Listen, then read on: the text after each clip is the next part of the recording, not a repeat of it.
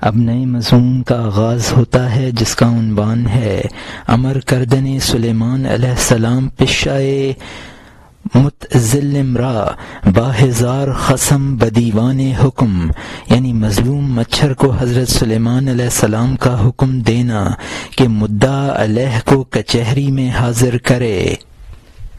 پھر حضرت سلیمان علیہ السلام نے فرمایا، اے اچھی بھن بناہٹ والے، تجھے اللہ کا حکم دل و جان سے سننا چاہیے۔ اللہ نے مجھ سے فرمایا ہے کہ خبردار اے منصف، کسی فریق کی دوسرے فریق کے بغیر بات نہ سننا جب تک دونوں فریق کچہری میں نہ آ جائیں۔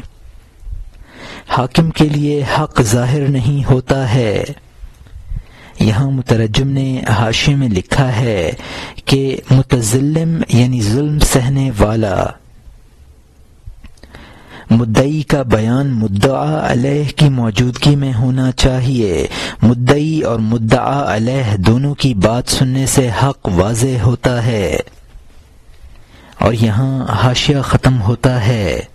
ایک فریق اگر 100 چیخ پکار کرے، خبردار خبردار، بغیر دوسرے فریق کے اس کی بات نہ مان، میں اللہ کے حکم سے منہ نہیں موڑ سکتا، جا اپنے مدعا علیہ کو میرے پاس لا۔ اس نے کہا، آپ کا فرمانا صحیح دلیل ہے، میرا مدعا علیہ ہوا ہے اور وہ آپ کے حکم میں ہے۔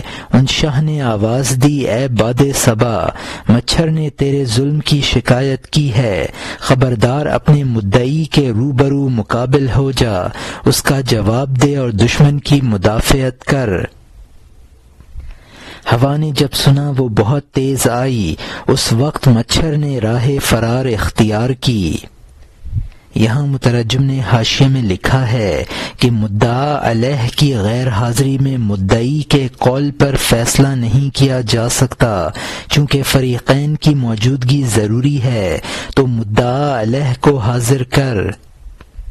مچھر نے حضرت سلیمان علیہ السلام کی بات تسلیم کرتے ہوئے عرض کیا کہ مدعا علیہ آپ کے زیر فرمان ہے، اس کو حاضری کا حکم دے دیجئے۔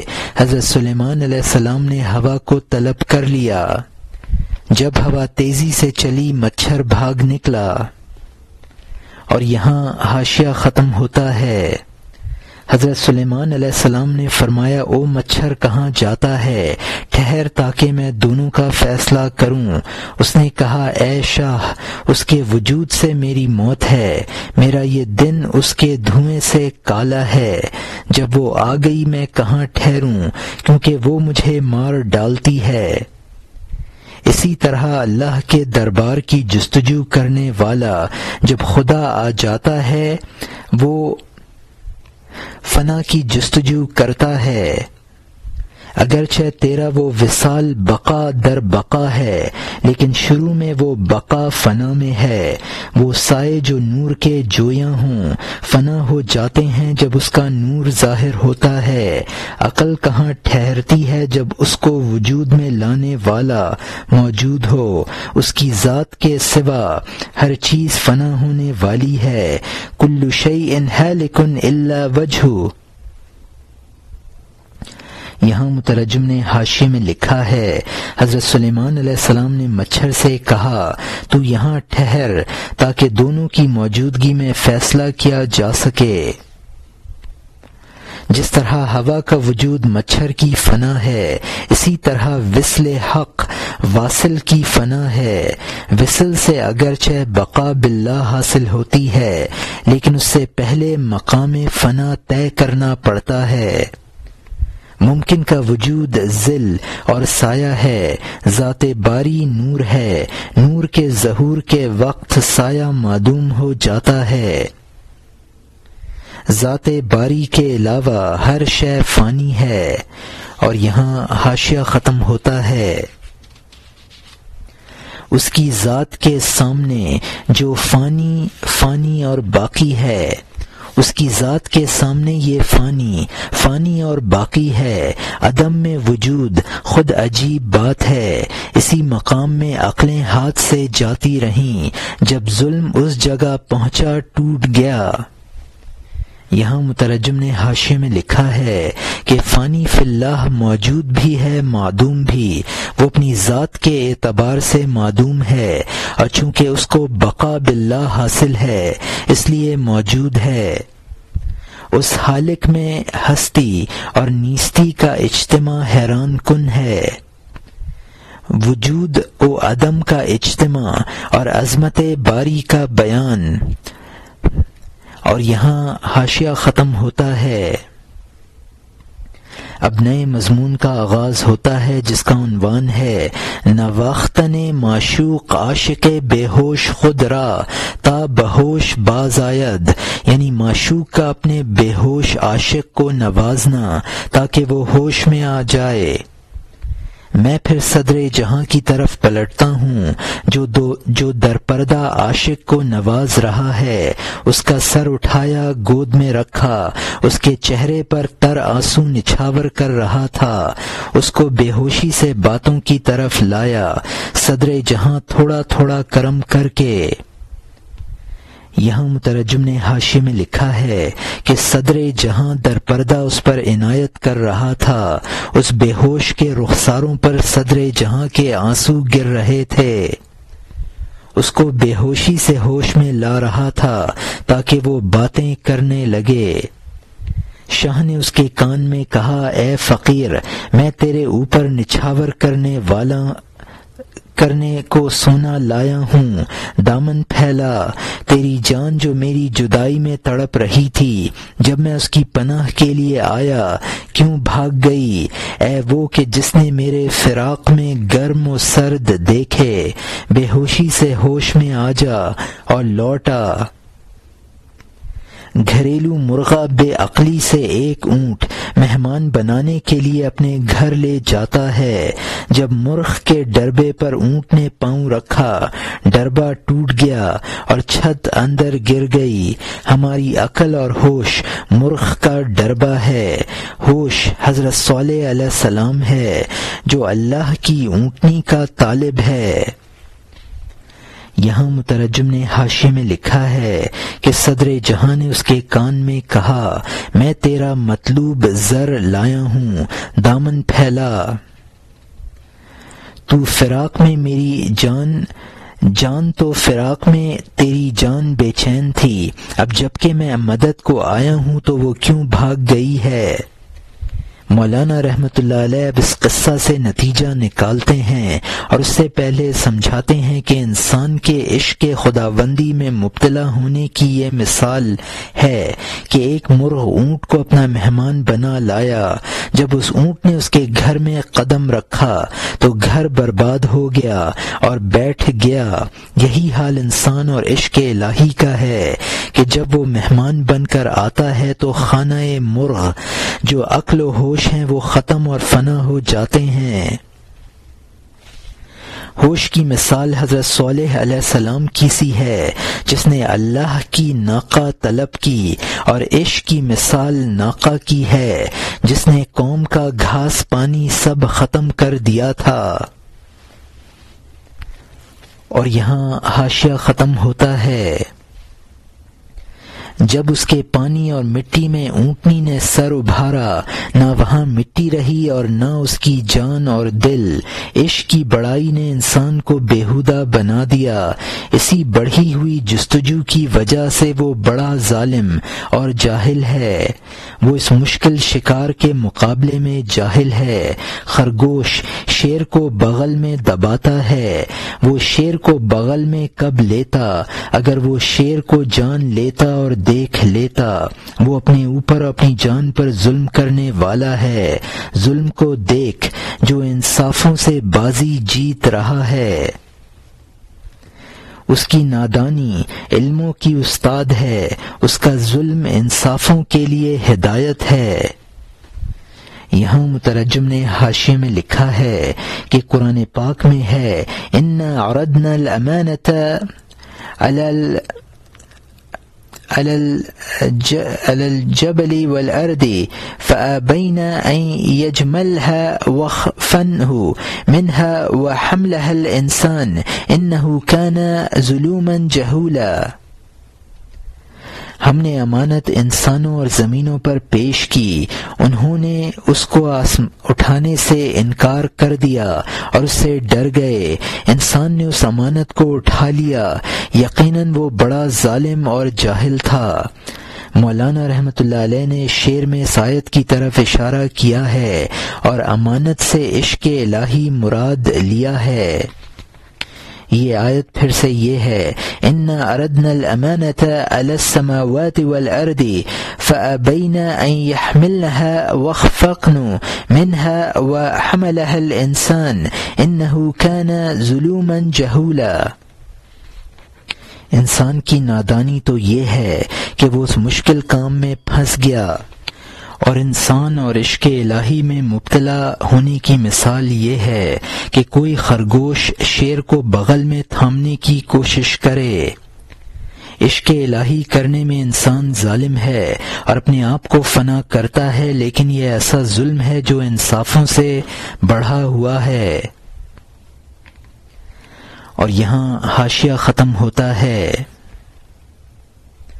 اس نے اس کا ہاتھ پکڑا کہ اس کا گیا ہوا سانس اس وقت آئے گا جب میں اسے سانس بخشوں گا، جب وہ مردہ جسم میرے ذریعے سے زندہ ہوگا، وہ میری جان ہوگی جو میری طرف متوجہ ہوگی، میں اسے اس جان سے معزز بناؤں گا، جو جان میں دوں گا وہ میری بخشش دیکھے گی۔ نامحرم جان دوست کا چہرہ نہیں دیکھ سکتی سوائے اس جان کے جس کی اصل اس کے کوچے کی ہے۔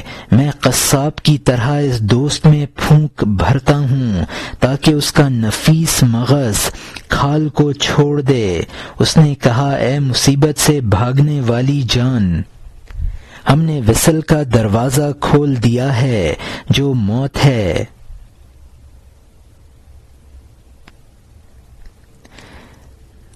یہاں مترجم نے حاشیے میں لکھا ہے کہ صدر جہاں نے اس بے ہوش کا ہاتھ پکڑ کر کہا، اس کا سانس تب لوٹے گا جب میں اس کو سانس عطا کروں گا، جب وہ میرے سانس سے زندہ ہوگا تو پھر اس کی روح میری طرف متوجہ ہوگی، میری عطا کردہ جان میں میری اعلیٰ بخششیں قبول کرنے کی صلاحیت ہوگی۔ اس کی پہلی جان نامحرم تھی، وہ میرا چہرہ نہیں دیکھ سکتی تھی۔ قصائی ذبح شدہ جانور میں پھونک بھرتا ہے تاکہ گوشت پوست سے جدا ہو جائے۔ صدر جہاں نے کہا، میں بھی اس میں پھونک بھروں گا تاکہ یہ آلائش بشریت سے پاک ہو جائے۔ صدر جہاں نے اپنے وصل کا اعلان کر دیا۔ اور یہاں حاشیہ ختم ہوتا ہے، اے ہمارا وجود تیری بے خودی اور مستی ہے، اے تیری ہستی ہماری ہمیشہ ہستی سے ہے، اے تیری ہستی ہمیشہ ہماری ہستی سے ہے۔ میں اس وقت تجھ سے بغیر ہونٹوں کے تازہ تازہ پرانے راز کہتا ہوں سن، کیونکہ وہ ہونٹ اس بات سے گریز کرتے ہیں، وہ بات مخفی نہر کے کنارے پر آ گئی ہے۔ یہاں مترجم نے حاشیے میں لکھا ہے، تیری مستی اور بے ہوشی ہماری وجہ سے ہے، اور تیری ہستی ہماری ہستی سے قائم ہے۔ اب میں تجھے اسرار کی تعلیم دیتا ہوں، لیکن یہ اسرار مادی ہونٹوں سے نہیں سنائے جاتے ہیں، یہ باطنی اسرار ہیں۔ اور یہاں حاشیہ ختم ہوتا ہے، بے گوشی کے کان اس بات میں کھول اس راز کے لیے کہ اللہ جو چاہتا ہے کرتا ہے۔ جب وصل کی دعوت سننی شروع کی، مردے نے تھوڑا تھوڑا ہلنا شروع کر دیا۔ وہ مٹی سے گیا گزرا نہیں ہے کہ باد صبا کے ناز و انداز سے سیزا پہن لیتی ہے، عدم سے سر ابھارتی ہے۔ وہ نطفہ سے کم نہیں تھا کہ وہ اللہ کے حکم سے آفتاب جیسے چہرے والے یوسفوں کو جنتا ہے۔ یہاں مترجم نے حاشیے میں لکھا ہے، اب تو وہ کان کھول جو ان کانوں کے علاوہ ہیں، یعنی مشیت خداوندی کے اسرار، یہ خوشخبری سن کر مردے میں جان پڑنے لگی۔ بہرحال یہ مدہوش عاشق مٹی سے تو گزرا نہ تھا جب باد صبا کے کرشموں سے اس میں جان کی کرنوں سے اس میں جان پڑ جاتی ہے تو اس میں معشوق کے غمزوں سے کیوں جان نہ پڑتی۔ نطفہ منی حکم خداوندی سے حسین ترین بچے پیدا کر دیتا ہے۔ اور یہاں حاشیہ ختم ہوتا ہے۔ وہ ہوا سے کم نہیں ہے کہ وہ کن کے حکم سے بن گئی، رحم میں مور اور خوش الہان پرند۔ وہ آگ سے کم نہیں ہے کہ سلامتی کے حکم سے خوش کلام خلیل اللہ پر گلستان بن گئی۔ وہ لکڑی سے کم نہیں ہے کہ دشمن کی مدافعت کے لیے اللہ کے حکم سے وہ خوفناک اژدہا بن گئی۔ وہ پہاڑ کے پتھر سے کم نہیں جس نے ولادت کے طریقے پر اس اونٹنی کو جنا۔ اس سب کو چھوڑ کیا آدم کی مادہ نے عالم کو نہیں جنا اور دم بدم جن رہی ہے۔ وہ کودا اور اچھل پڑا اور خوشی خوشی اس نے 1-2 بار رقص کیا اور سجدے میں گر پڑا۔ وہ اس کا چہرہ دیکھ کر کھل گیا اور خوش ہو گیا، وصل میں فراق کی قید سے آزاد ہو گیا۔ یہاں مترجم نے حاشیے میں لکھا ہے کہ مشہور ہے کہ پرندوں میں مذکر کی ہوا مؤنث کے رحم میں پہنچتی ہے جس سے انڈا بنتا ہے۔ آگ غیبی آواز سے حضرت ابراہیم علیہ السلام پر گلزار بنی۔ ایک کرشمہ سے حضرت موسیٰ علیہ السلام کا عصا اژدہا بنا۔ کرشمہ خداوندی سے پتھر سے حضرت صالح علیہ السلام کی اونٹنی پیدا ہو گئی۔ ان جزیات کو چھوڑ سارے عالم کو دیکھ، ایک کرشمہ سے عدم سے وجود میں آ گیا۔ غرض کے صدر جہاں کے کرشمہ سے وہ مدہوش ہوش میں آ گیا، رقص کرنے لگا اور سجدہ میں گر گیا۔ اور یہاں حاشیہ ختم ہوتا ہے۔ اب نئے مضمون کا آغاز ہوتا ہے جس کا عنوان ہے با خویش آمدن عاشق بے ہوش اور روئے باز آوردن با ثنا و شکر معشوق، یعنی بے ہوش عاشق کا ہوش میں آنا اور معشوق کی تعریف اور شکر کی طرف متوجہ ہونا۔ بولا اے خدائی عنقا جو جان کی طواف گاہ ہے، شکر ہے کہ تو کوہ کاف سے واپس آ گیا۔ اے عشق کے میدان حشر کے اسرافیل، اے وہ کہ تو عشق کا عشق اور عشق کا محبوب ہے، سب سے پہلی خلعت جو آپ مجھے دیں، میں چاہتا ہوں کہ آپ میرے منہ پر کان رکھ دیں۔ اگرچہ باطن کی صفائی کی وجہ سے آپ میرا حال جانتے ہیں، بندہ پرور میری باتیں بھی سن لیجئے۔ اے یکتا صدر، لاکھوں بار آپ کے کان کی آرزو میں میرے ہوش اڑے ہیں۔ یہاں مترجم نے حاشیے میں لکھا ہے اس مدہوش نے ہوش میں آ کر صدر جہاں کو خطاب کیا اور کہا آپ کی ذات میرے لیے انکا ہو گئی تھی، خدا کا شکر ہے کہ وہ کوہ کاف سے واپس آ گئی۔ آپ پر عشق عاشق ہے اور آپ عشق کے محبوب ہیں۔ اس آرزو میں بے ہوش ہوا ہوں کہ آپ کے کان کو اپنا درد و غم سنا سکوں۔ اور یہاں حاشیہ ختم ہوتا ہے۔ وہ آپ کا سننا اور آپ کا کان دھرنا، وہ آپ کی جان بڑھانے والی مسکراہٹیں، وہ میرے کم و بیش کو سننا، میری بداندیش جان کے مکر کو سننا، میرے کھوٹے سکے جو آپ جانتے تھے کھرے نقد کی طرح آپ نے بہت قبول کیے ہیں۔ ایک گستاخ اور شوخ بہکے ہوئے کے لیے بہت سی بردباریاں آپ کی بردباری کے سامنے ایک ذرہ ہیں۔ اولاً سنیے کہ جب میں کمند سے نکل گیا تو آغاز و انجام میرے سامنے سے چل دیا۔ یہاں مترجم نے حاشیے میں لکھا ہے، کان کے شوق میں مدہوشی اس لیے طاری ہوئی تھی کہ آپ کے کان کی مہربانیاں یاد آتی تھیں۔ میری ناقص جان جو مکر کرتی تھی وہ میں آپ سے کہتا تھا اور آپ اس کو سن لیتے تھے، جو فکر کرتی تھی وہ میں آپ سے کہتا تھا اور آپ اس کو سن لیتے تھے۔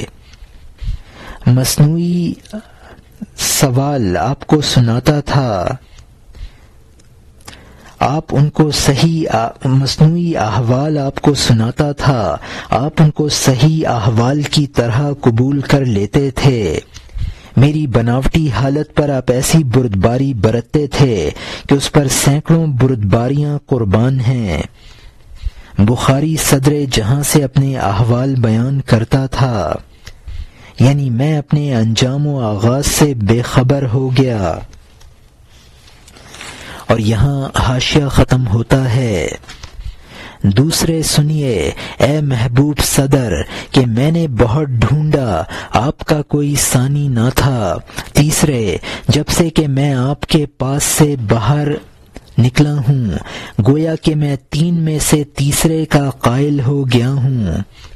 چوتھے، جب میرا کھیت جل گیا میں 5ویں کو چوتھے سے ممتاز نہیں کر سکتا۔ 5ویں، اے صدر جہاں تیرے فراق میں 5 حواس سے نقصان میں تھا۔ 6، تیرے چہرے کے بغیر 6 جانبوں سے گویا مجھ پر دوہرا غم برسا۔ مجھے 7ویں 8ویں میں تمیز نہ رہی، میں گمشدہ ہوں، میرے رونے سے آسمان خون کے آنسو روتا ہے۔ زمین پر جہاں بھی آپ خون پائیں گے کھوج لگا لیجئے، وہ یقیناً ہماری آنکھ کا ہوگا۔ میری گفتگو اور یہ آواز اور رونا کڑک ہے، وہ ابر سے چاہتا ہے کہ زمین پر برسے۔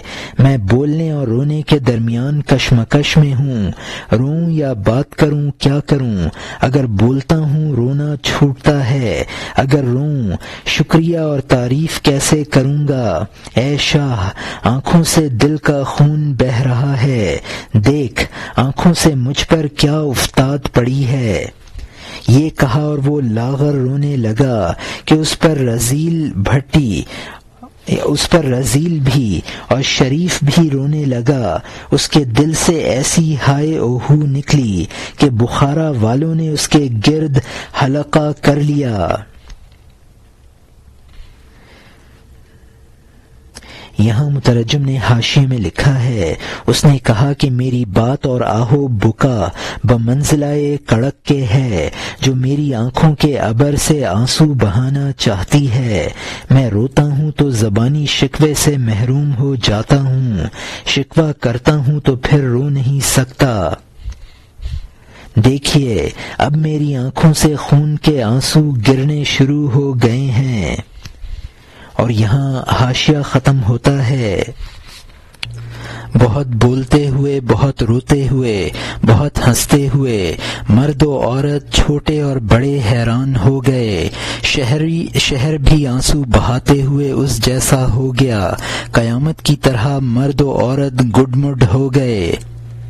اس وقت آسمان زمین سے کہہ رہا تھا، اگر تو نے قیامت نہیں دیکھی ہے دیکھ لے۔ عقل حیران تھی کہ عجب عشق ہے اور عجب حال ہے کہ اس میں بے خبر زیادہ تعجب خیز ہے یا وصل، کہ اس میں ہجر زیادہ تعجب خیز ہے یا وصل۔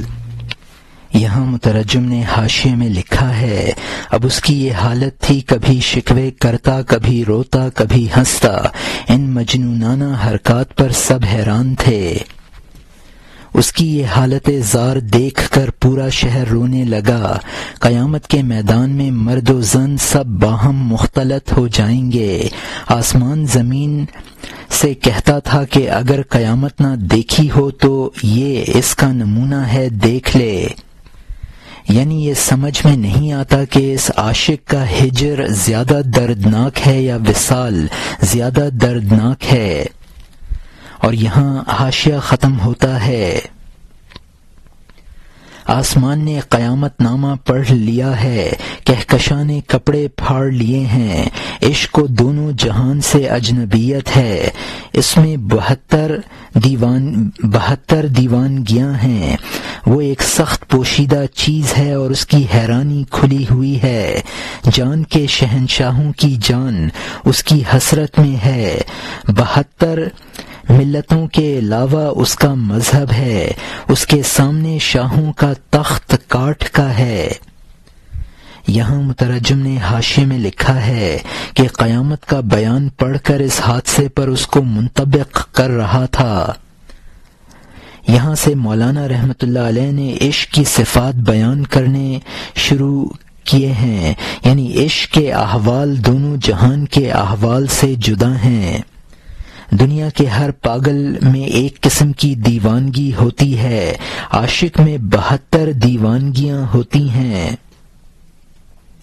عشق خود ایک پوشیدہ چیز ہے، لیکن اس کے آثار بہت کھلے ہوئے ہوتے ہیں۔ انبیاء باوجود اپنی بلندیوں کے اس کی تمنا کرتے رہے ہیں۔ عشق کا مسلک اور مذہب دنیا کے تمام مسلکوں اور مذہبوں سے جدا گانا ہے، یہ شاہی تخت کو پاؤں کی بیڑی خیال کرتا ہے۔ اور یہاں حاشیہ ختم ہوتا ہے، عشق کا گویا سما کے وقت یہ بجاتا ہے، غلامی قید اور آقائی درد سر ہے۔ تو عشق کیا ہے؟ فنا کا دریا ہے، وہاں عقل کے پاؤں شکستہ ہیں، غلامی اور حکومت اگر محسوس ہوئی، ان دونوں پردوں میں عاشقی چھپ گئی۔ یہاں مترجم نے حاشیے میں لکھا ہے کہ عشق کی یہ صدا ہے کہ غلامی اس کے لیے قید ہے اور آقائی اس کے لیے درد سر ہے۔ ہم نے جو حال بیان کیا ہے یہ تو عشق مجازی کی کیفیات ہیں۔ اب اگر عشق خداوندی ہو تو اس کی صفات کو اس پر قیاس کر لو، لیکن اس کے معاملے میں عقل کام نہیں کرتی ہے، لہذا قیاس بھی نہ کر سکو گے۔ کوئی انسان بندگی اختیار کرتا ہے، کوئی تخت سلطنت پسند کرتا ہے، لیکن یہ دونوں باتیں عشق کے لیے پردہ اور حجاب ہیں، عشق ان کے ساتھ جمع نہیں ہو سکتا۔ اور یہاں حاشیہ ختم ہوتا ہے، کاش عشق زبان رکھتا تاکہ عاشقوں کے پردے اٹھا دیتا، اے انسانی وجود کی گفتگو، جو کچھ بتاتی ہے سمجھ لے، اس پر ایک دوسرا پردہ تو نے ڈال دیا، اس عشق کے علم کے لیے قول اور حال تباہی ہے، خون کو خون سے دھونا محال در محال ہے۔ اور یہاں مترجم نے حاشیے میں لکھا ہے، کوئی دوسرا عشق کی حقیقت نہیں بیان کر سکتا، اگر عشق کی خود زبان ہوتی تو وہ اپنا اور عاشقوں کا حال بیان کر سکتا۔ انسان عشق کے جو اوصاف گناتا ہے اس سے اس کی معرفت کے بجائے اور جہالت پیدا ہوتی ہے۔ انسان کا قول و فعل تو اس کی حقیقت سمجھنے میں مانع ہے، لہذا اس کے ذریعے اس کی حقیقت کو واضح کرنا ایسا ہی ہے جیسے کہ کوئی خون کو خون کے ذریعے دھوئے۔ مولانا رحمۃ اللہ علیہ فرماتے ہیں، چونکہ میں عاشقوں کا محرم راز ہوں، لہذا عشق کی حقیقت سمجھانے کی کوشش کرتا ہوں، لیکن وہ کوشش ایسی رائے گاں ہے جس طرح پنجرے میں پھونک بھرنا رائے گاں ہوتا ہے۔ اب مولانا رحمۃ اللہ علیہ اپنے آپ کو خطاب کر کے فرماتے ہیں کہ تیرا عشق کی حقیقت کو بیان کرنے کا دعویٰ تیرے پراگندہ خیال ہیں جو شب کی بے چینی کے اثرات ہوتے ہیں۔ اپنے آپ کو تنبیہ کرتے ہیں کہ عشق کی حقیقت کے بیان کو چھوڑ، پہلے کوئی محرم تلاش کر، پھر اس سے بات کرنا۔ بعض نسخوں میں تا درد میں ہے۔ مولانا اپنے آپ کو فرماتے ہیں کہ تو عاشق اور مست ہے اور پھر زبان چلاتا ہے تو یہ اس قدر حیرت انگیز بات ہے جیسے کہ اونٹ سیڑھی پر چڑھے۔ اور یہاں حاشیہ ختم ہوتا ہے۔ میں چونکہ اس عشق کے سودائیوں کا محرم راز ہوں، دن رات پنجرے میں پھونک بھر رہا ہوں، تو بہت مست اور مدہوش اور پریشان ہے۔ اے جان، تو کل رات کس پہلو پر سوئی تھی؟ خبردار خبردار، سانس نہ لے، پہلے اٹھ، کسی محرم راز کو تلاش کر۔ تو عاشق اور مست ہے اور زبان کھولے ہوئے ہے، اللہ اللہ، گویا سیڑھی پر اونٹ ہے۔ جب زبان اس عشق کا راز اور انداز بیان کرتی ہے، آسمان پکارتا ہے، اے عمدہ پردہ پوشی کرنے والے، پردہ پوشی کیسی؟ اون اور روئی میں آگ ہے کہ تو اس کو چھپاتا ہے، وہ زیادہ ظاہر ہوتا ہے۔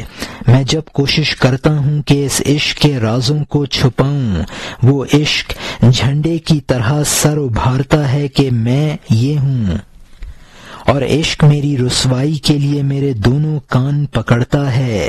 اے بد دماغ، تو اس کو کیسے چھپاتا ہے؟ چھپا۔ یہاں مترجم نے حاشیے میں لکھا ہے، جب میری زبان عشق کے ناز و انداز کا بیان شروع کرتی ہے تو آسمان خدا کو پکار کر ان رازوں کے مخفی رہنے کی دعا کرتا ہے۔ عشق کے راز کو چھپانا ایسا ہی ہے جیسے کوئی چنگاری کو روئی میں چھپائے۔ جب میں عشق کو چھپانے کی کوشش کرتا ہوں تو وہ اور سر ابھارتا ہے اور مجھے ذلیل کرنے کے لیے میرے دونوں کان پکڑ کر کہتا ہے کہ مجھے چھپا کر دیکھ، تو کیسے چھپا سکتا ہے؟ اور یہاں حاشیہ ختم ہوتا ہے۔ میں اس سے کہتا ہوں، جا، تو اگرچہ جوش میں ہے، تو جان کی طرح ظاہر ہے اور پوشیدہ ہے۔ وہ کہتا ہے کہ میرا یہ جسم مٹکے میں مقید ہے، شراب کی طرح میں مجلس میں ہتھیلیاں بجاتا ہوں۔ میں اس سے کہتا ہوں، اس سے پہلے کہ تو گروی ہو تاکہ اس پر مستی کی مصیبت نہ آ جائے۔ وہ کہتا ہے کہ میں لطیف آشام جام کے ذریعے دن کا شام کی نماز تک تیرا ساتھی ہوں۔ یہاں مترجم نے حاشیے میں لکھا ہے، میں اس عشق سے کہتا ہوں کہ آپ کو جوش آ گیا ہے، آپ اس وقت چلے جائیے اور خود آپ اپنے آپ کو پوشیدہ کر لیجئے۔ آپ تو جان کی طرح پوشیدہ بھی ہیں اور ظاہر بھی۔ وہ عشق کہتا ہے کہ میرا اپنے آپ کو پوشیدہ رکھنا ممکن نہیں ہے۔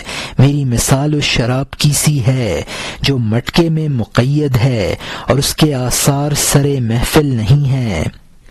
میں بھی روح میں مقید ہوں لیکن آثار کھلے ہوئے ہیں۔ میں اس عشق سے کہتا ہوں کہ مصیبت میں پھنسنے سے پہلے چھپ جا، ورنہ میری مستی کوئی قلم ڈھائے گی اور مجھ پر مصیبت آ جائے گی، اور وہ میری مصیبت تیری مصیبت ہے۔ تو وہ اس کے جواب میں کہتا ہے کہ تم تو میرے بے لطیف جام سے سیراب ہو، میں تمہارا ساتھ نہ چھوڑوں گا، تمہارے ذریعے میری رسوائی نہ ہوگی، تم کم ظرف نہیں ہو کہ پی کر بہک جاؤ۔ اور یہاں حاشیہ ختم ہوتا ہے۔ جب شام ہو جائے گی اور وہ میرا جام چرائے گی، میں اس سے کہوں گا واپس دے دے، کیونکہ میری شام نہیں ہوئی ہے۔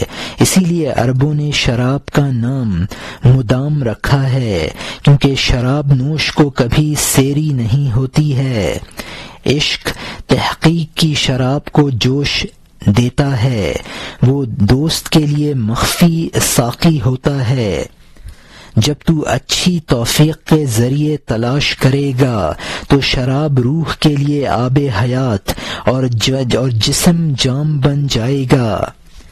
جب وہ عشق توفیق کی شراب کو بڑھاتا ہے، شراب کی تیزی جام کو توڑ دیتی ہے، پانی ساقی بن جاتا ہے اور پانی ہی مست بن جاتا ہے۔ خود کہہ دے، اللہ صحیح بات زیادہ جانتا ہے۔ یہاں مترجم نے حاشیے میں لکھا ہے کہ عشق نے شام تک ساتھ نہ چھوڑنے کی بات کہی تھی تو گویا وہ شام کے بعد جدا ہو جائے گا۔ اب مولانا فرماتے ہیں کہ شام کا وقت جب جام عشق کو مجھ سے جدا کرنے لگے گا تو میں اس سے کہوں گا کہ ابھی شام نہیں ہوئی ہے، مجھ سے جام نہ چرا۔ شراب کو عربی زبان میں مدام کہا جاتا ہے، اس کی وجہ یہ ہے کہ شرابی اس سے سیر نہیں ہوتا ہے اور اس کی ہمیشگی کا خواہش مند رہتا ہے۔ تو جب شراب ظاہری کی یہ صورت ہے تو شراب عشق سے کیسے میری ہو سکتی ہے، کیسے سیری ہو سکتی ہے؟ اب مولانا رحمۃ اللہ علیہ نے پھر عشق کے اوصاف بیان کرنے شروع کر دیے ہیں۔ فرماتے ہیں عشق کی حقیقت تک پہنچاتا ہے اور وہ عشق عاشق کے لیے ساقی بنتا ہے۔ اگر تو اللہ کی توفیق سے عشق کی جستجو کرے گا تو وہ تیری روح کے لیے آب حیات کا کام کرے گا اور تیرا بدن اس کے لیے جام بن جائے گا۔ جب عشق توفیق کی شراب کو جوش دے دیتا ہے تو پھر ابر لق بدن پارا پارا ہو جاتا ہے اور وہ علائق جسمانی سے آزاد ہو جاتا ہے۔ اب یہ کیفیت ہوگی کہ عشق اور عاشق و معشوق میں اتحاد ہو جائے گا، پانی اور ساقی اور مست ایک ہو جائیں گے۔ اگر تیری سمجھ میں یہ اتحاد نہ آئے تو تردید نہ کر اور معاملہ اللہ کے سپرد کر دے۔ اور یہاں حاشیہ ختم ہوتا ہے۔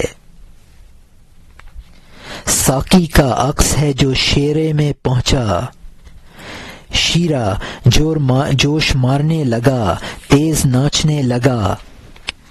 اس بےہودہ سے یہ بات دریافت کر، تو نے شیرے کو ایسا کبھی دیکھا تھا؟ بغیر سوچے ہر جاننے والے کے پیش نظر ہے کہ گھومنے والے کے لیے کوئی گھمانے والا ہے۔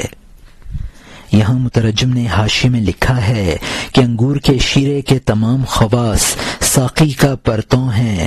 اگر کوئی انکار کرے تو اس سے دریافت کر کہ انگور کے شیرے میں یہ خواص کہاں سے آئے ہیں۔ ہر انسان کھلے طور پر جانتا ہے کہ کوئی کام کرنے والے کے بغیر وجود میں نہیں آتا، تو لامحالہ ایک ذات ہے جو ان تمام چیزوں میں متصرف ہے، وہ حق تعالی، اور وہ حق تعالی کی ذات ہے۔ اور یہاں حاشیہ ختم ہوتا ہے۔ اب نئے مضمون کا آغاز ہوتا ہے جس کا عنوان ہے حکایت آن عاشق دراز ہجر بسیار امتحان، یعنی لمبے ہجر والے بہت امتحان میں مبتلا عاشق کا قصہ۔ ایک جوان ایک عورت پر عاشق ہوا تھا، شب و روز بغیر نیند اور بغیر کھائے رہتا تھا، بے دل اور پریشان، تیز دیوانہ اور مست۔ وصل کا زمانہ اس کے ہاتھ نہ آتا تھا، اس کو عشق نے زمین پر شکنجے میں کس دیا تھا۔ نامعلوم عشق ابتدا ہی سے کیوں دشمنی رکھتا ہے۔ یہاں مترجم نے حاشیے میں لکھا ہے اس قصہ سے یہ بھی بتانا ہے کہ اسباب میں ہیبت بھی اللہ تعالی کے تصرف سے ہے، ورنہ اسباب خود کوئی چیز نہیں ہے۔ ایک شخص ایک عورت پر عاشق ہو گیا لیکن اس کو کسی طرح وصل میسر نہ آتا تھا۔ عشق نے اس کو طرح طرح کی سزائیں دیں۔ اور یہاں حاشیہ ختم ہوتا ہے۔ عشق شروع سے خونی کیوں ہوتا ہے؟ تاکہ وہ بھاگ جائے جو اجنبی ہو۔ جب وہ عورت کے پاس کوئی قاصد بھیجتا، وہ قاصد رشک سے رقیب بن جاتا۔ اگر اس کا منشی عورت کو لکھتا، اس عورت کا نائب خط کو غلط پڑھ کر سناتا۔ اگر وفا کے بارے میں وہ صبا کو قاصد بناتا، وہ صبا غبار سے کالی پڑ جاتی۔ اگر وہ خط پرند کے پروں پر سیتا، خط کی گرمی سے پرند کے پر جل جاتے۔ یہاں مترجم نے حاشیے میں لکھا ہے کہ عشق عاشق کو اس لیے ستاتا ہے تاکہ وہ ابوالہوس حسن پرستی کو شعار نہ بنا لے اور نااہل اس میدان کو چھوڑ کر بھاگ جائے۔ وہ عاشق کسی کو قاصد بناتا تو وہ قاصد اس کا رقیب بن جاتا۔ اگر وہ پیام محبت تحریر کرا کر بھیجتا تو اس معشوقہ کا منشی اس کو غلط پڑھ کر سناتا۔ اگر وہ صبا کے ذریعے پیغام بھیجتا تو وہ صبا گرد آلود ہو جاتی اور صحیح پیغام نہ پہنچاتی۔ اگر کبوتر کے پروں پر باندھ کر خط بھیجتا تو سوزش سے کبوتر کے پر جل جاتے۔ اور یہاں حاشیہ ختم ہوتا ہے۔ تدبیر کے راستے غیرت نے بند کر دیے، سوچ کے لشکر کا جھنڈا توڑ دیا۔ پہلے انتظار غم کا غم گسار تھا، آخر میں وہ درہم برہم ہو گیا۔ کون انتظار بھی؟ کبھی وہ کہتا یہ لا علاج مرض ہے، کبھی کہتا نہیں ہماری جان کی زندگی ہے۔ یہاں مترجم نے حاشیے میں لکھا ہے غرض یہ کہ کوئی سبب اور تدبیر کام نہ دیتی تھی اور پیغام رسانی کے جس قدر اسباب تھے وہ سب ناکارہ ہو گئے تھے۔ پہلے اس کے لیے معشوق کا انتظار غم کا مونس بنا ہوا تھا، آخر میں وہ انتظار بھی ختم ہو گیا اور اس پر بالکل مایوسی طاری ہو گئی۔ کبھی وہ عشق کو بلائے بے درما سمجھتا، کبھی کہتا کہ یہی تو مدار زندگی ہے۔ اور یہاں حاشیہ ختم ہوتا ہے۔ کبھی ہستی اس میں سر ابھارتی، کبھی وہ نیستی کا پھل کھاتا، کبھی اس کی فریاد آسمان پر پہنچتی، کبھی معشوق کا خیال اس کا ساتھی ہوتا۔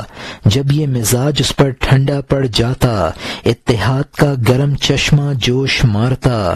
جبکہ مسافرت کی بے سر و سامانی سے اس نے ساز کیا، بے سر و سامانی کا سامان اس کی طرف بڑھا، اس کی فکر کے خوش بغیر تنکے کے ہو گئے، وہ رات کے مسافروں کا چاند کی طرح رہنما ہو گیا۔ یہاں مترجم نے حاشیے میں لکھا ہے کبھی اس پر خودی کا غلبہ ہوتا اور خواہشات پیدا ہوتی، کبھی بالکل فنا کا درجہ اختیار کرتا اور اپنے وجود کو بھلا بیٹھتا، کبھی تنہائی کی وحشت میں گریہ وزاری کرتا، کبھی محبوب کے خیال سے دل بہلاتا، کبھی اپنے وجود کو فراموش کر دیتا تو محبوب سے اتحاد کا چشمہ جوش مارنے لگتا۔ اب بے سر و سامانی اس کے لیے موجب راحت بن گئی تھی، جبکہ اس کا عشق خواہشات کے خس و خاشاک سے پاک ہو گیا تو وہ عاشقوں کا رہنما بن گیا۔ اور یہاں حاشیہ ختم ہوتا ہے۔ بہت سے طوطی کی طرح چہکنے والے خاموش ہیں، بہت سے خوش دل غمگین ہیں۔ تھوڑی دیر کے لیے قبرستان میں جا، خاموشی سے بیٹھ، ان بولنے والے خاموشوں کو دیکھ، لیکن اگر تو ان کی قبر کو یکساں دیکھتا ہے، ان کی چالاک حالت یکساں نہیں ہے۔ زندوں کا گوشت اور چربی یکساں ہوتی ہے، لیکن ایک غمگین دوسرا خوش ہوتا ہے۔ یہاں مترجم نے حاشیے میں لکھا ہے مولانا اہل اللہ اور مدعیان ولایت کا فرق سمجھاتے ہیں۔ بہت سے وہ لوگ کہ بظاہر طوطی کی طرح خوش بیان ہیں، لیکن ان کا باطن بالکل خاموش ہے۔ کچھ وہ لوگ ہیں جن کی روح خوش اور تر و تازہ ہے، بظاہر ترش روح ہیں۔ حقیقی ولی اور بناوٹی کا یکساں کا ظاہر ایسا ہی یکساں ہے جس طرح کے قبرستان کی قبریں یکساں ہیں، اور حقیقتاً ان میں ایسا ہی فرق ہے جیسا کہ مردوں میں ہے۔ ہر قبر والے کی حالت جدا گانا ہے۔ مردوں سے کیا زندوں میں بھی بظاہر یکسانیت ہے، لیکن اندرونی حالت مختلف ہیں۔ اور یہاں حاشیہ ختم ہوتا ہے۔ تو تو کیا سمجھے جب تک ان کی بات نہ سن لے، کیونکہ تجھ پر ان کی حالت مخفی ہے۔ تو زبان سے ہائے او ہو کو سن لیتا ہے، تو سینکڑوں تہوں کی حالت کو کب دیکھ سکتا ہے۔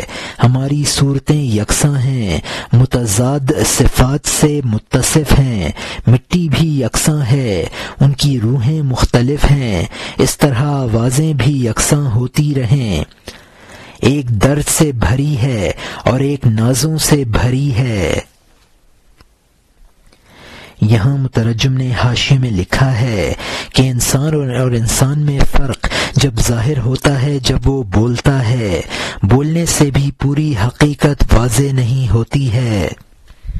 اصل حالت کا پتہ لگانا مشکل ہے۔ انسانوں کی صورتیں یکساں ہیں لیکن اوصاف میں بہت فرق ہے۔ جسم یکساں ہیں، روحیں مختلف ہیں۔ آوازیں بھی یکساں معلوم ہوں گی لیکن ان آوازوں میں مخفی درد اور ناس کی وجہ سے فرق ہے۔ اور یہاں حاشیہ ختم ہوتا ہے۔ میدان جنگ میں تو گھوڑوں کی آواز سنتا ہے، چکر کاٹنے میں تو پرندوں کی آواز سنتا ہے۔ ایک دشمنی سے ہے اور دوسری تعلق کی، ایک رنج سے ہوتی ہے دوسری خوشی سے۔ جو ان کے احوال سے دور ہو اس کے لیے وہ آوازیں یکساں ہوتی ہیں۔ ایک درخت کلہاڑے کی چوٹ سے ہلتا ہے، دوسرا درخت صبح کی ہوا سے۔ میں بہت سی مرتبہ بیکار دیگ سے غلطی میں پڑ گیا کیونکہ دیگ منہ ڈھکے ہوئے جوش مار رہی تھی۔ یہاں مترجم نے حاشیے میں لکھا ہے کہ گھوڑوں اور پرندوں کی آوازوں میں بھی یکسانیت ہوتی ہے لیکن ان آوازوں کی باطنی کیفیات میں فرق ہے۔ جو شخص اصل حالت سے واقف نہ ہوگا وہ آوازوں کو یکساں سمجھے گا۔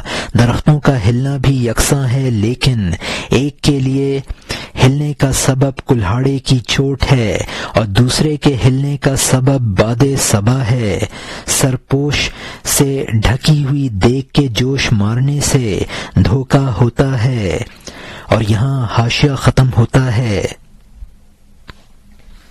تجھ سے ہر شخص کا جوش اور ذائقہ کہتا ہے آجا، سچائی کا جوش اور طمع سازی اور ریا کا جوش اگر تو پہچاننے والی آنکھیں نہیں رکھتا ہے، جا کوئی خوشبو پہچاننے والا دماغ حاصل کر، وہ دماغ جو اس چمن سے تعلق رکھے یعقوبوں کی آنکھ کو بھی روشن کر دے۔ خبردار اس خستہ جگر کے احوال بتا، کیونکہ اے لڑکے ہم بخاری سے دور جا پڑے۔ یہاں مترجم نے حاشیے میں لکھا ہے کہ ہر انسان کا جوش و خروش تجھے دعوت دیتا ہے۔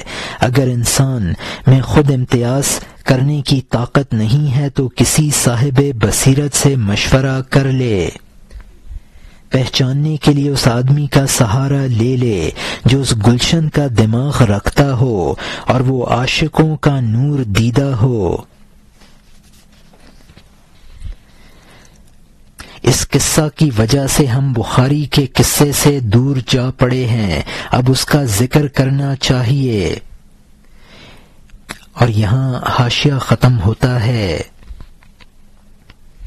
اب نئے مضمون کا آغاز ہوتا ہے جس کا عنوان ہے یافتن عاشق معشوق را او بیان آن کا جویندہ یا بندہ بود کہ من طلب شیئا وجد وجد صدق رسول اللہ صلی اللہ علیہ وسلم ومن يعمل مثقال ذرة خیرا یرا ومن يعمل مثقال ذرة شرا یرا، یعنی عاشق کا معشوق کو پا لینا اور اس کا بیان کے جستجو کرنے والا پانے والا ہوتا ہے۔ جس نے کسی چیز کو طلب کیا اور کوشش کی اس نے اس کو پا لیا۔ رسول اللہ صلی اللہ علیہ وسلم نے سچ فرمایا ہے، جو شخص ایک ذرہ کے وزن کی نیکی کرتا ہے وہ اس کو دیکھے گا اور جو ایک ذرہ برابر شر کرے گا وہ اس کو دیکھے گا۔ وہ جوان 7 سال تلاش میں رہا، وصل کے خیال سے خیال کی طرح ہو گیا۔ بندے پر اللہ کا سایہ ہوتا ہے، انجام کار تلاش کرنے والا پانے والا ہوتا ہے۔ پیغمبر صلی اللہ علیہ وسلم نے فرمایا، جب تو دروازہ کھٹکھٹائے گا، انجام کار اس دروازے سے سر باہر نکالے گا۔ یہاں مترجم نے حاشیے میں لکھا ہے کہ اس قصہ کا خلاصہ یہ ہے کہ حضرت حق تعالی اسباب ظاہری کے بغیر بھی مقصد پورا فرما دیتا ہے، اور عالم اسباب میں ہیبت پیدا کرنے والا حق تعالی ہی ہے، لیکن انسان کی کوشش شرط ہے، اور انسان کی کوشش رائے گاں نہیں جاتی ہے۔ اس کا وجود ایک خیالی چیز بن گیا ہے، انسان کی کوشش رائے گاں نہیں جاتی ہے۔ محبوب کی جستجو میں جب تم اس کے کوچے پر دھرنا دے دو گے تو ضرور اس کا دیدار کر لو گے۔ مٹی کھودتے رہو گے تو کنویں سے ضرور پانی نکل آئے گا۔ تمام دنیا کا یہ عقیدہ ہے، خواہ تو انکار کرے کہ کھیتی کا پھل ضرور ملتا ہے، اور جو بوتا ہے وہ کاٹتا ہے۔ اور یہاں حاشیہ ختم ہوتا ہے۔ اگر تو کسی کے کوچے کے سرے پر بیٹھے گا، انجام کار کسی کا چہرہ دیکھ لے گا۔ جب تو کنویں سے روز مٹی نکالے گا، انجام کار پاک پانی میں پہنچ جائے گا۔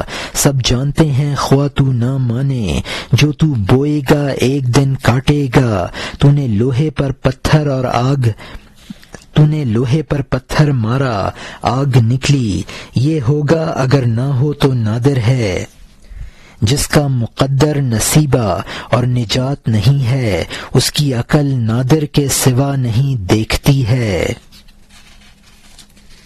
یہاں مترجم نے حاشیے میں لکھا ہے کہ لوہے پر پتھر مارو گے تو سنت اللہ ہے کہ اس سے آگ پیدا ہو جائے گی۔ عموماً ایسا ہی ہوتا ہے، اس کے خلاف بہت کم ہوتا ہے۔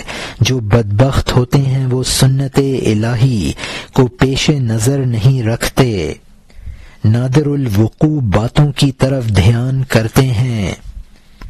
اور یہاں حاشیہ ختم ہوتا ہے کہ اس فلاں نے کھیتی کی اور پھل نہ پایا، وہ سیپ لے گیا اور سیپ میں موتی نہ تھا۔ بلعم باعور اور ملعون شیطان، ان کو عبادتیں اور دین مفید نہ پڑا۔ لاکھوں نبی اور راہبر اس بدگمان کے دل میں نہ آئے۔ ان دو کو اس نے پکڑا جو تاریکی پیدا کرتے ہیں۔ بد نصیبی اس کے دل میں اس کے علاوہ کیا رکھے۔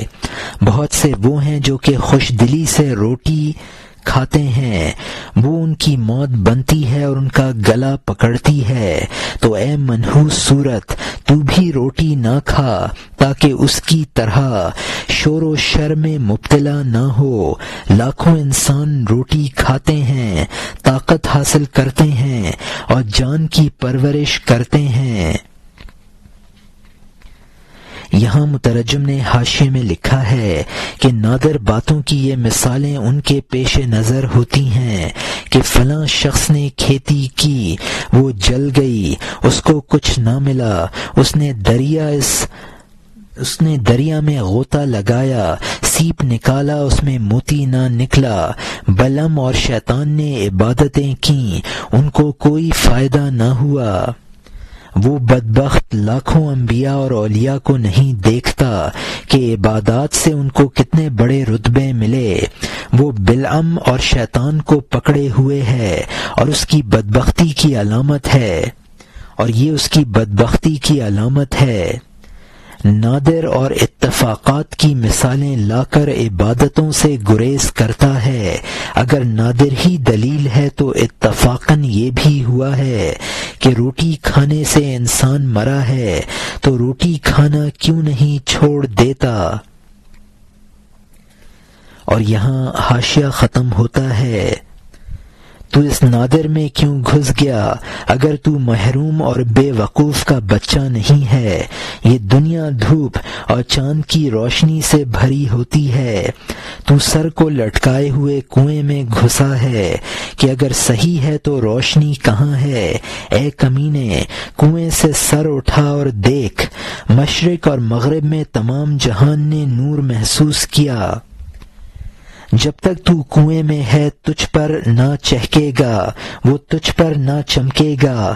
کنویں کو چھوڑ، محلات اور باغات میں جا، یہاں کج بحثی نہ کر، سمجھ لے چمٹالو پن بدبختی ہے۔ خبردار یہ نہ کہہ کہ فلاں نے کھیتی کی فلاں سال میں اور ٹڈی اس کے کھیتی کھا گئی۔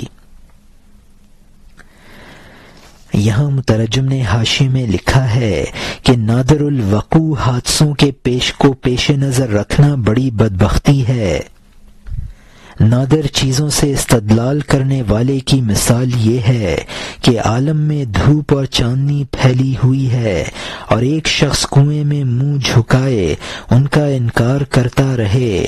اس کے لیے یہی جواب ہے کہ عالم تو نور سے بھرا ہے، تو خود اس سے محروم ہے۔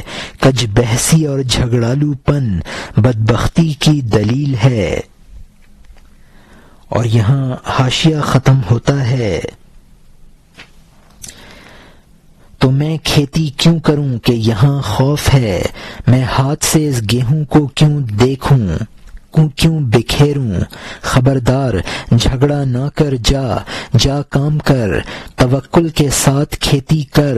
بات سن لے، جو کج بحثی کرتا ہے سر کے بل گرتا ہے، اس طرح کہ قیامت تک نہیں اٹھ سکتا۔ اور جس نے کھیتی اور کام کو نہ چھوڑا وہ تیرے اندھے پن پر انبار بھرے گا۔ تھوڑی دیر کے لیے اس بیان سے گزر جا، پھر چل اس جوان عاشق کے احوال کی جانب جب وہ لاپرواہی سے دروازہ کھٹکھٹاتا تھا۔ انجام کار اس نے ایک روز محبوب کی خلوت حاصل کر لی۔ وہ رات کو کوتوال کے ڈر سے باغ میں گھس گیا، اس نے اپنے یار کو شمع اور چراغ کے ساتھ پا لیا۔ یہاں مترجم نے حاشیے میں لکھا ہے کہ انسان کو کج بحثی چھوڑ کر عمل میں لگ جانا چاہیے اور اللہ کے بھروسے پر عمل کرنا چاہیے۔ یقیناً وہ اس کے فوائد سے مستفید ہوگا۔ کج بحثی کرنے والا اس طرح اوندھے منہ گرتا ہے کہ قیامت تک نہیں سنبھلتا ہے۔ انسان کو اس کے عمل کا پھل ضرور ملتا ہے۔ محبوب کے ساتھ تنہائی کو خلوت کہا ہے، یعنی وہ عاشق کوتوال کے ڈر سے باغ میں چھپنے کے لیے گھس گیا، وہاں اس کی محبوبہ مع شمع کے موجود تھی۔